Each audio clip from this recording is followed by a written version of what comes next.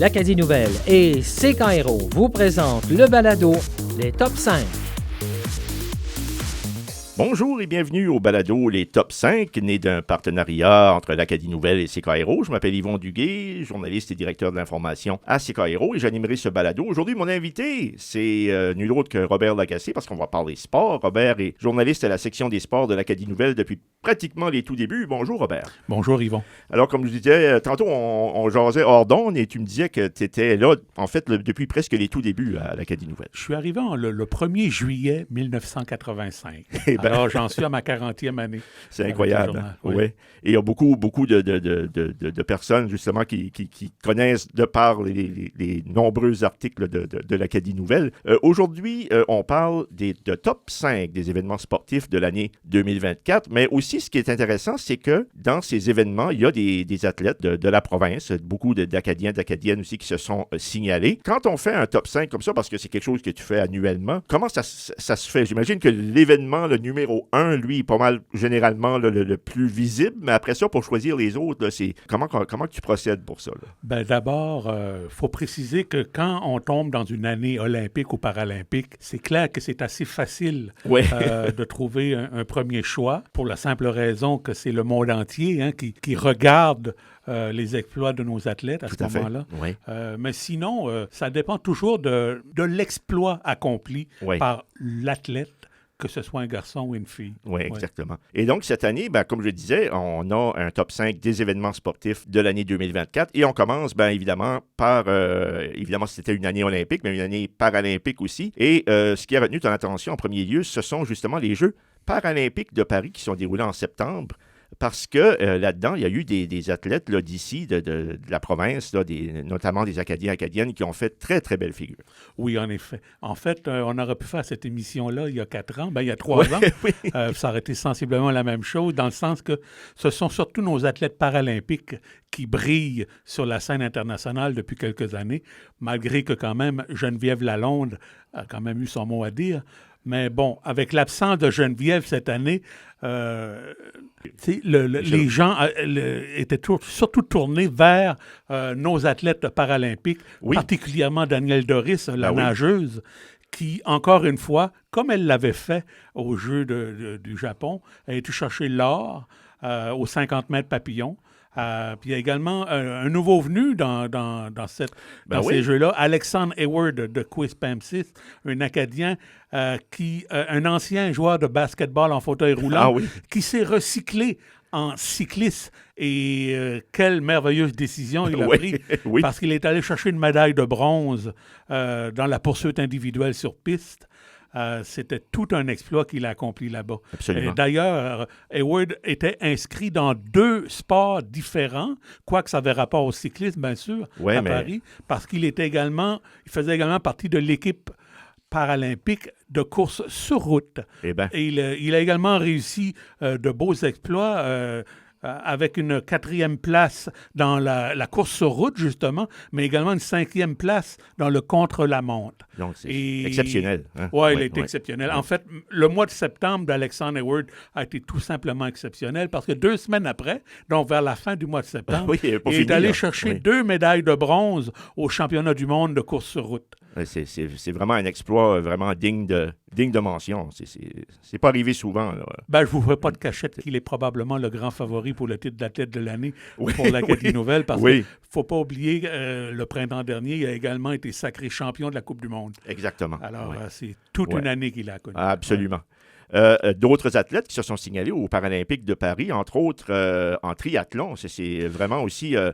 c'est l'histoire qui s'est répétée, pour Camille Frenette. Comme elle l'avait fait aux Jeux du Japon, Camille Frenette de Dieppe, encore une fois, est allée chercher une 4e place.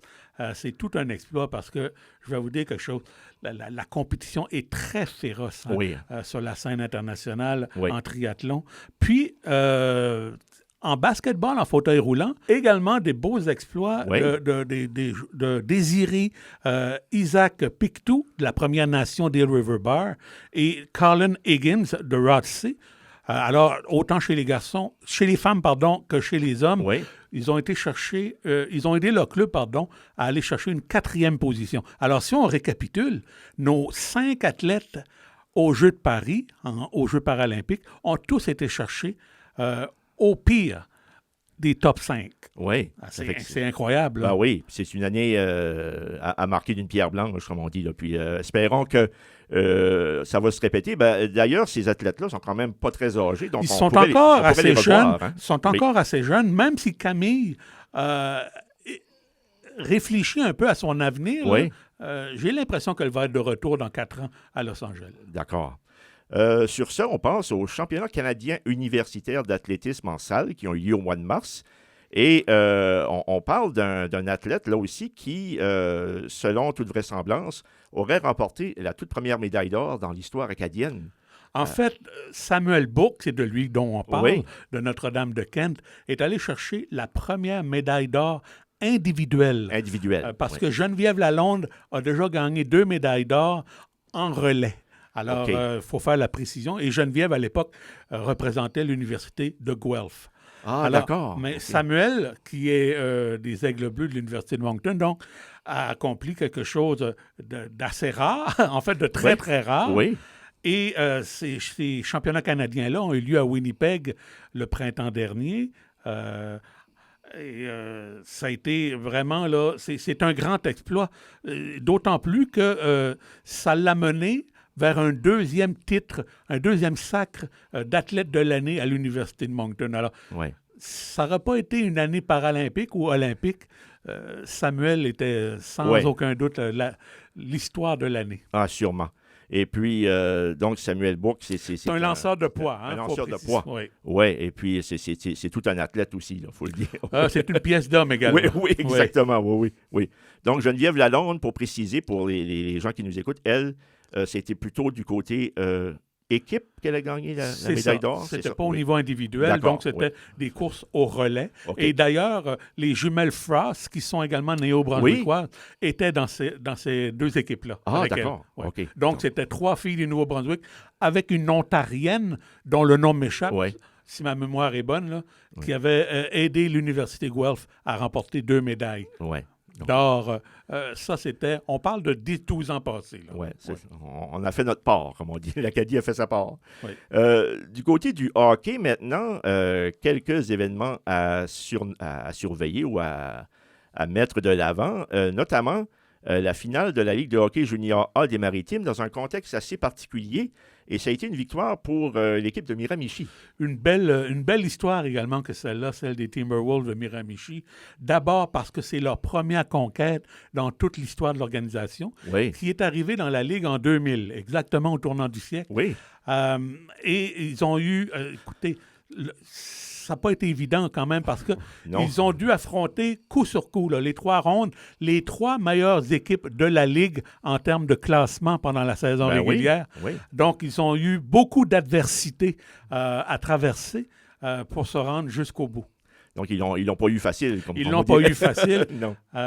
Écoutez, première ronde, les Steamers de West Kent, qu'ils ont battu en 5 parties. Ensuite, le Blizzard d'Edmundston, qu'ils ont éliminé en 4 matchs consécutifs. Ouais, ça a été...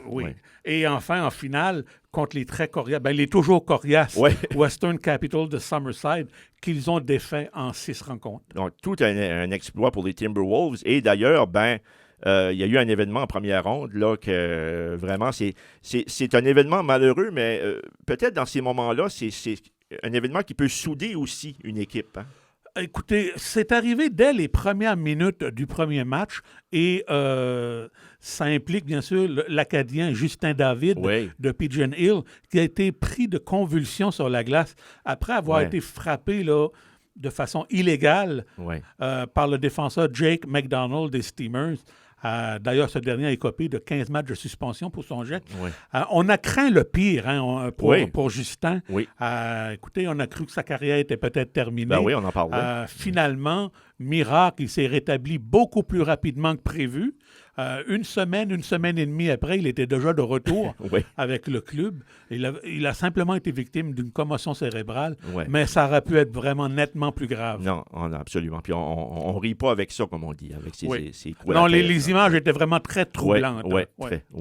Donc, Justin, lui, qui est revenu donc en action.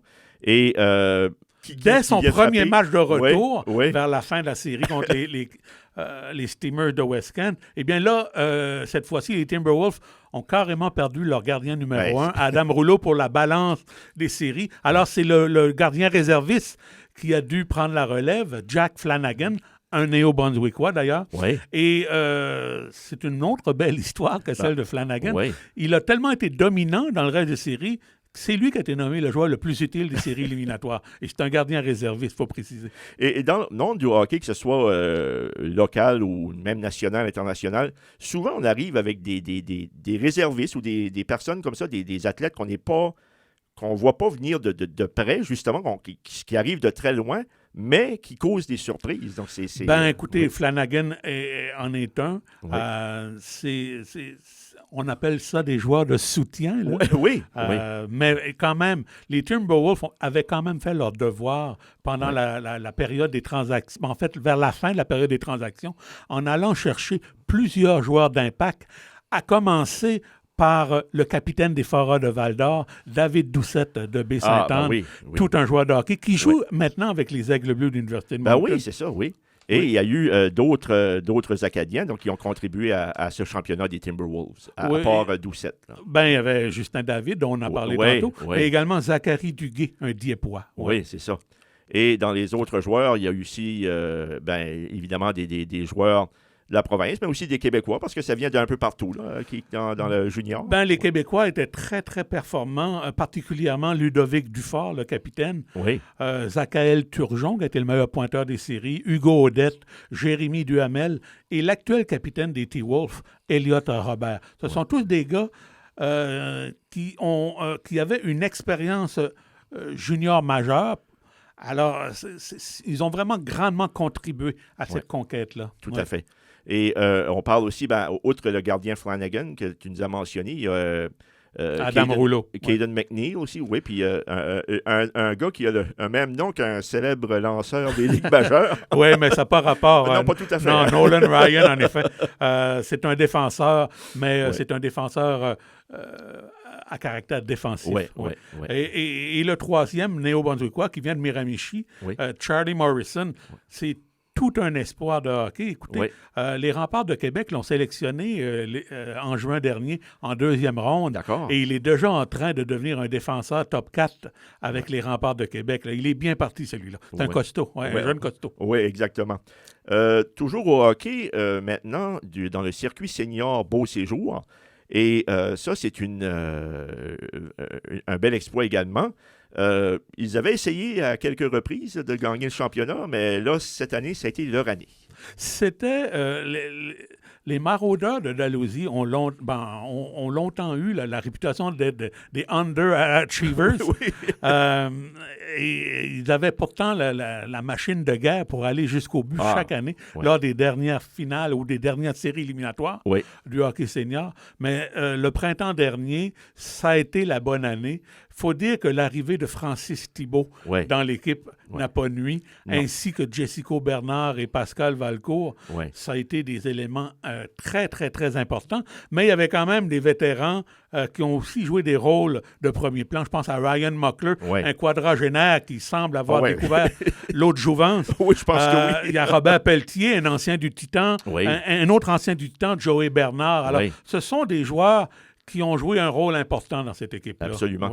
Et Valcourt, qui est, au moment où on se parle, qu'on enregistre le meilleur pointeur de la Ligue. Exactement. Le meilleur pointeur de la Ligue. Donc, ils viennent de battre les Corsaires à 2 reprises en fin de semaine, donc c'est déjà quelque chose d'important. Ils ont battu en finale, il faut préciser, les Lumberjacks de River Valley en 6 matchs. Les Lumberjacks est un club pacté là, avec, entre autres, l'ancien marqueur de 100 points de l'Océanique de Rimouski, le néo-brunswickois Peter Trainer. C'est tout un joueur de hockey. Et les Lumberjacks, malgré leur présence en finale, ont décidé de prendre une année, comme on dit, sabbatique là, pour cette année. Je ne sais pas, c'est difficile parfois de revenir après un an, mais on verra bien ce qui va se passer dans le senior. Écoutez, le hockey senior, c'est ainsi. À chaque année, est-ce que tous les clubs seront présents ou pas? Des fois, c'est dommage, mais bon, c'est comme ça. Exactement. Et on termine en parlant de baseball. Donc, on va se réchauffer un peu en parlant de baseball parce que il y a eu une belle victoire aussi là, au niveau provinciale et ça n'a pas été une victoire facile non plus pour cette équipe de Dieppe. Toute une saison que les Cardinals ont eu. Les Cardinals, là, pour faire une comparaison, là, c'est un peu les Yankees de New York dans les ligues majeures. Tout à fait. Ils jouent dans la ligue de baseball intermédiaire du sud-est, pardon. Oui. Ils ont remporté, si ma mémoire est bonne, là, le championnat de leur ligue au cours des 10 ou 12 dernières saisons. Oui. Ils ont remporté plusieurs championnats provinciaux et cette année, ça n'a pas été différent. Mais cette fois-ci, par contre, faut donner ça aux Aigles de Tracadie. Oui. Ils leur ont donné la chienne, comme on dit. Oui, exactement. Il a fallu un attrapé spectaculaire en toute dernière manche par leur joueur étoile, Kyle Arsenault, pour battre les Aigles, qui ont vraiment eu toute une saison eux aussi. Exactement. Et donc, ça s'est terminé 5-4. Donc, une finale entièrement acadienne là, cette année au baseball intermédiaire. Effet. Ça faisait un bout de temps qu'on n'avait pas vécu ça, une finale, entièrement oui. acadienne. D'ailleurs, parmi les Acadiens qui se sont illustrés du côté des Cardinals, il y a le lanceur Simon Boucher, qui est originaire de la péninsule. Pat Aubé, un gars de la région Chaleur. Et Stephen Thorne, qui lui est le fils de Peter Thorne, un ancien joueur des Aigles Bleus. Ils sont originaires, bien sûr, du Restigouche. Et quel joueur de hockey, c'était Peter Thorne. Tout un joueur de hockey. Tout un joueur de hockey.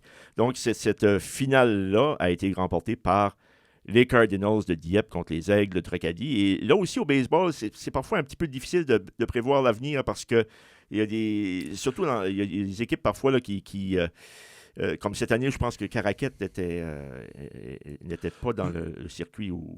Je crois que les Aigles de Tracadie, comme ces parties-là, vont demeurer la seule et unique équipe de la péninsule. Je serais très surpris d'un retour, que ce soit de Caraquette ou encore d'un club du côté de Chupagan ou Lamec. Je crois que les joueurs vont tous bifurquer vers l'équipe de Tracadie pour former une seule équipe péninsulaire, comme c'est également le cas au hockey senior, entre autres. Oui, d'accord.